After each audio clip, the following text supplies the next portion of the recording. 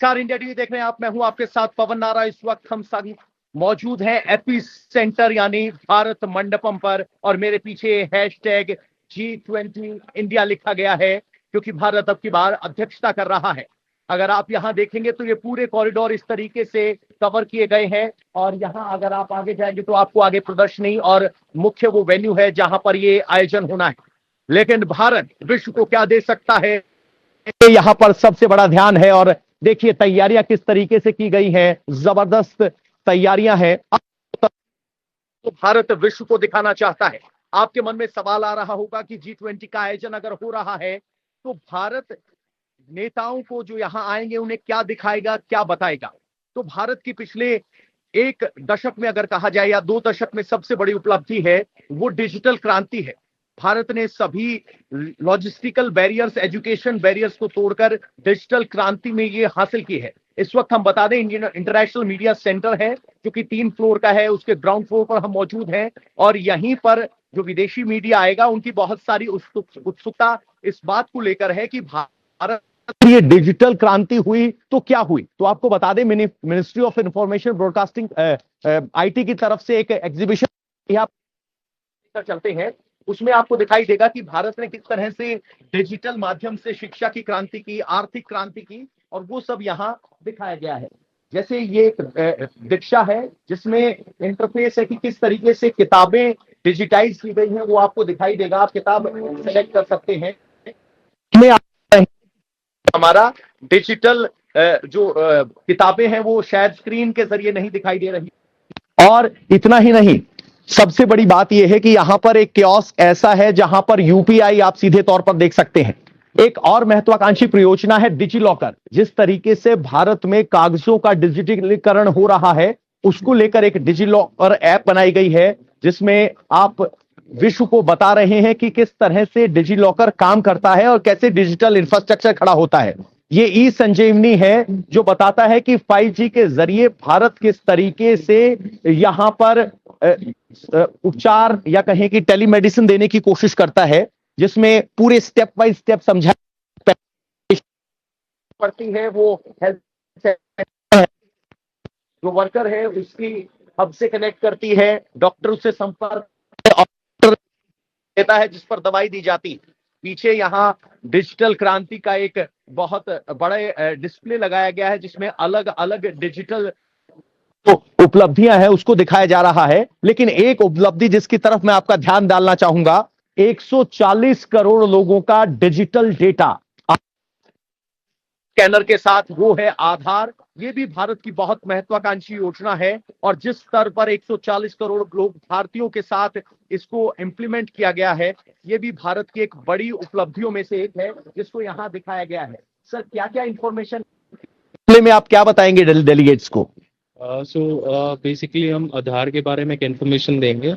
आधार से daily more than 7 crore authentication हो रहा है, सेफ ऑथेंटिकेशन। तो देखिए 7 करोड़ ऑथेंटिकेशन डेली वो नंबर है जो बड़े बड़ों को चकरा सकते हैं। लेकिन सबसे बड़ी बात ये है, ये भारत की सब उपलब्धि। पीछे आप देख रहे हैं UPI, आप कन्फेक्शनरी खरीद सकते हैं, लेकिन पेमेंट का मोड यहां पर UPI है। UPI ट्रांजैक्शन में भारत नंबर 1 है, और भारत के UPI के शेयर काफी लोगों को प्रभावित कर रही है, और उसी को दिखाने के लिए ये स्टॉल लगाया गया है। इंटरनेशनल मीडिया जब यहां आएगा या इंटरनेशनल डेलीगेट्स यहां आएंगे, वो सीधे तौर पर महसूस कर पाएंगे कि कितनी आसानी से आप डिजिटली पेमेंट करके ये सब खरीद सकते हैं। और ये सब वो है जिसके लिए ना जरूरत है। आपके मोबाइल पर आप यहां स्कैन कर सकते हैं। जैसे आज मैं अगर किसी को टुडे स्पेशल अगर यहां पर ऐड करते ही यहां पर पैसे ऐड हो जाते हैं, और उसके बाद आप जैसे ही व्यू कार्ड आप जाएंगे, प्रोसीड टू पे करेंगे, आप करना पड़ेगा। नंबर डालने के बाद आपके नंबर पर आपका नोटिफिकेशन आ जाएगा जहां से आप। इसके अलावा यहां पर अगर आप देखेंगे तो इस और प्रदर्शनी में यहां डिजिटल जर्नी को दिखाया गया है कि कैसे डिजिटली भारत आगे बढ़ा है। आपको बस करना ही है कि साइकिल पर बैठकर चलाना है, और जैसे ही आप इस साइकिल को चलाएंगे तो ये कि इस भारत की यात्रा पर जा रहे हो, से आगे बढ़ते बढ़ते झोपड़ी से जो सफर शुरू हुआ था बिंगो तक पहुंचा है और उसमें एक डिजिटल क्रांति की अहम भूमिका रही है। यह सिर्फ इतना नहीं है, भारत की कला संस्कृति और की प्रदर्शनी भी लगाई गई है, हम आपको वहां भी लेकर चलेंगे। लेकिन आपको बता दें कि ये मौका भारत के लिए दो तरीके से महत्वपूर्ण है। एक ये कि भारत विकसित राष्ट्रों और विकासशील राष्ट्रों के बीच का एक मजबूत सेतु बन सकता है जिस पर विश्व भरोसा करता है। एक विश्व में एक वैक्यूम क्रिएट हुआ था कोरोना काल के बाद कि एक ऐसी रिस्पॉन्सिबल महाशक्ति कौन हो जो पूरे विश्व का ध्यान रखे। कोरोना के दौरान हम न कि पूरे ख्याल रख सकते हैं, 170 से ज्यादा देशों में हमने और अब जो वो भारत है अफ्रीका यूनियन के प्रतिनिधि या मेहमान के तौर पर पहुंचे हैं, आके में लेकर चल रहे हैं। ये वो पावर कॉरिडोर है जहां से सभी डेलीगेट्स होकर गुजरेंगे और भारत को तस्वीरें भी दिखाएंगे जो पूरा वेन्यू है। तो इस तरीके से पहले आपने प्रगति मैदान देखा होगा, लेकिन यह प्रगति मैदान बदला है जिसकी इस तरह से छत बना दी गई है। लेकिन इस छत की खूबी देखिए, यहां भी आपको मोर पंख दिखाई दे रहे होंगे। मोर पंख का मतलब क्या? सारा सवाल यही है प्रदर्शित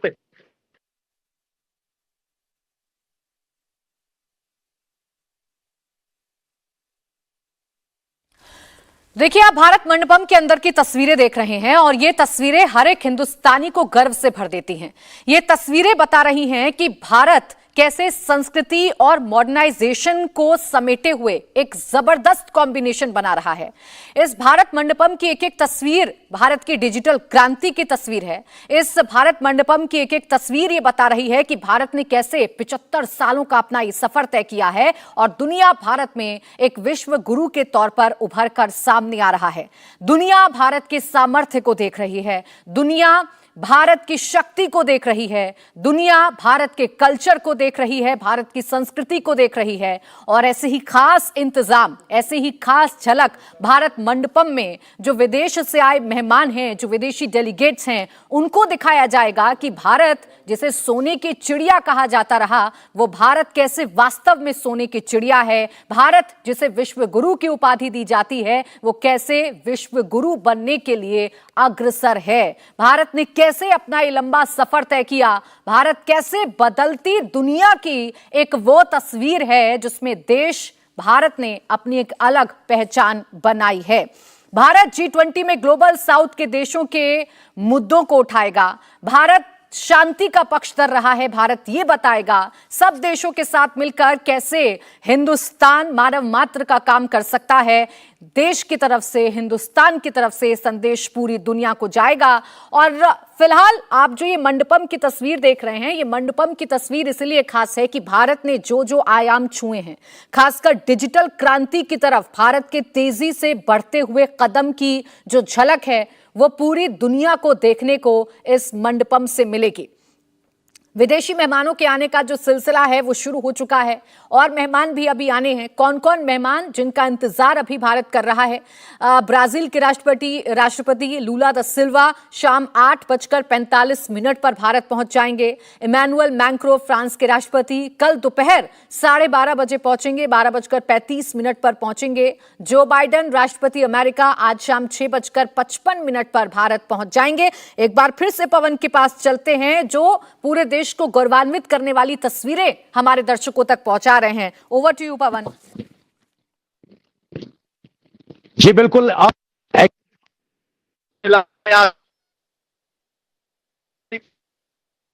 और इस वक्त अगर मैं कोशिश करूं, माफ कीजिएगा नेटवर्क का वीक है, मुझे थोड़ा नेटवर्क सुधारने के लिए हटना पड़ेगा यहां से। आपको बता सकता हूं कि मैं उस मौजूद हूं जहां पर